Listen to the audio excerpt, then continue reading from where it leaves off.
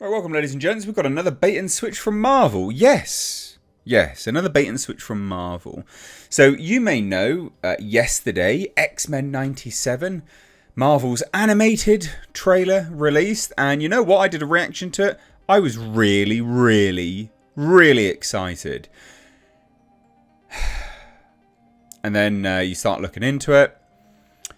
And yes, it looks like they are doing another bait and switch. They're adding modern day... This is supposed to be a continuation from the 97 animated series.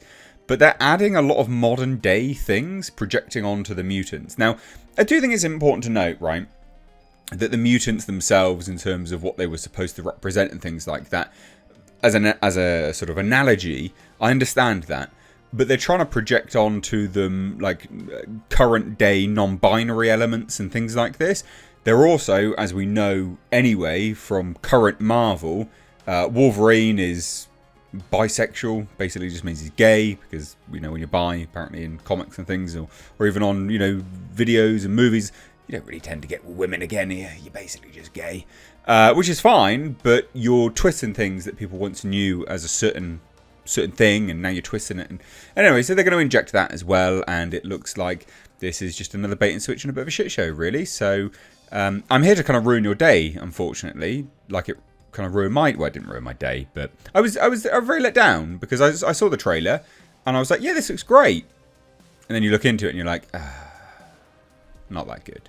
So hit subscribe if you're new here, turn the bell notifications on. Let's get ready to sail down. But remember, this is still for kids. This is still for kids, and they're trying to claim that some characters are non-binary and things like this. Kids don't need to know this stuff. Okay, they don't. They don't need to be exposed to this stuff. And demonstrably, it's doing irreparable harm currently at the moment. You know, at a certain age, being exposed to this stuff, absolutely it's dangerous.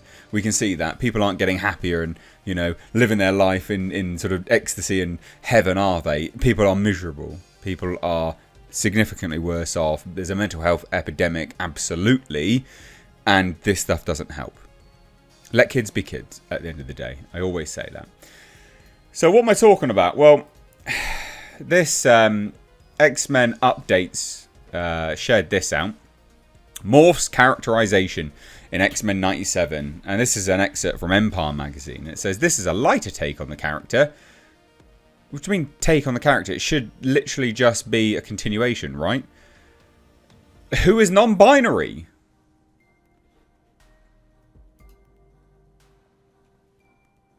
Don't remember. That wasn't a thing in 1997, guys. Like, you know I was alive back then. I was around.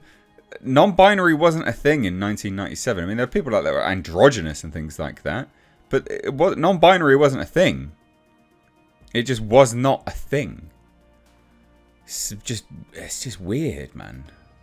So anyway, apparently he's non-binary, and this part is slightly concerning, because we know what they did with Wolverine's character. Has an interesting buddy relationship with Wolverine. They're probably boning, I'd imagine. The character's past with Mr. Sinister, the show's villain, could also come into play. I mean, I like Mr. Sinister, but if this is the route you're going down with, it doesn't look that great. And then, of course, now they've locked the tweets and started blocking people, because people are like, what? People aren't happy about this. You know, if this is a direct sequel to the 90s show, then a lighter take on Morph makes zero sense. Morph's traumatized and believes the X-Men left him to die. Logan literally punched Scott in the gut for that call. Why does it matter if Morph's trans?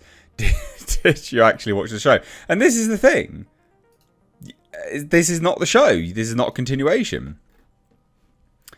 Makes me laugh that the X-Men are literally stories about accepting everyone, even if they are different, and all the bigots in the comments are like non-binary.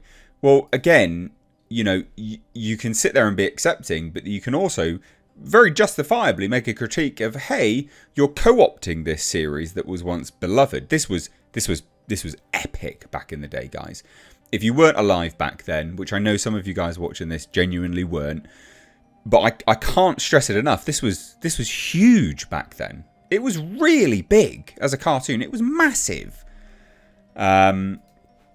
So, you know, people have a right to justifiably be like, what are you doing? Why are you doing this? Hey guys, my mutant power is that I can see the future. I'm having visions of Morph gaining a massive fan base all of a sudden, claiming that the character has been butchered.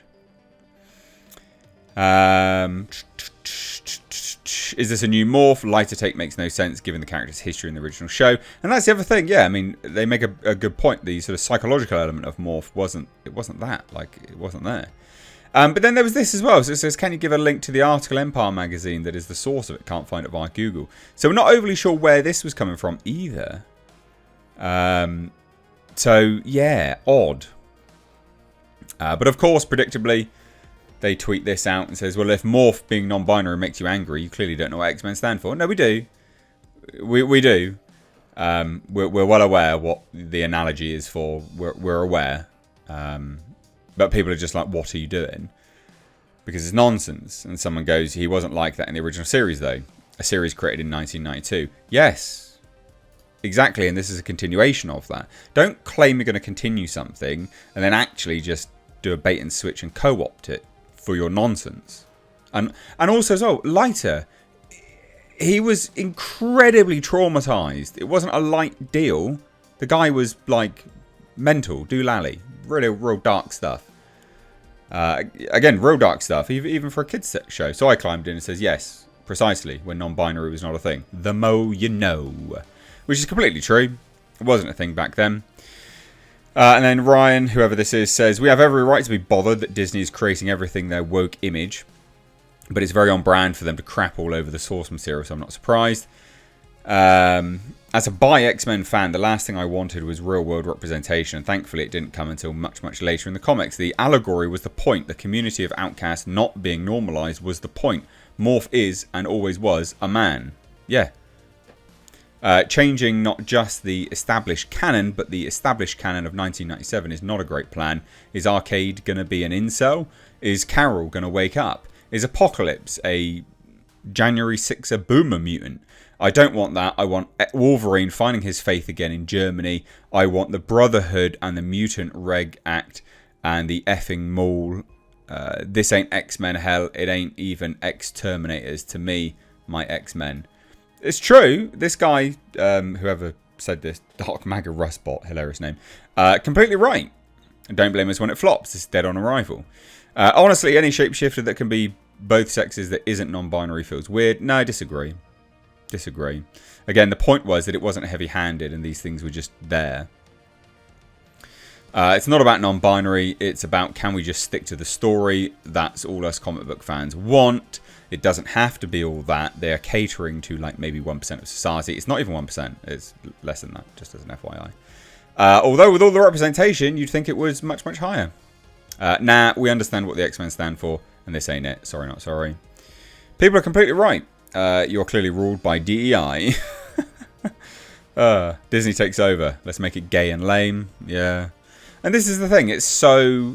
I don't know why I had confidence in this. I was like, oh, something good for a change. I was like, oh, I'm optimistic. And then you hear about this stuff. And again, you know, it's the heavy-handed nature of it all. It's the fact that you have co-opted it for utter nonsense. You've co-opted it for utter nonsense. Sorry about that, guys. And, you know, it's false advertisement at the end of the day. It's false advertisement. This is a continuation. But what we're actually going to do is subversive. We're going to change the characterization. We're going to alter bits and pieces that you liked to ingratiate you into this new way of thinking. Because that's essentially what it is. It's an ingratiation. We're trying to get you to think like this, that this is okay and this is fine. And no, stop. The original had none of this stuff. You're changing characters. You're changing very key elements of characterization just to fit your narrative. Anyway, leave your thoughts down below. It's a Marvel bait and switch. This is Dead on Arrival. Thank you so much, ladies and gents. Take care. Bye-bye now.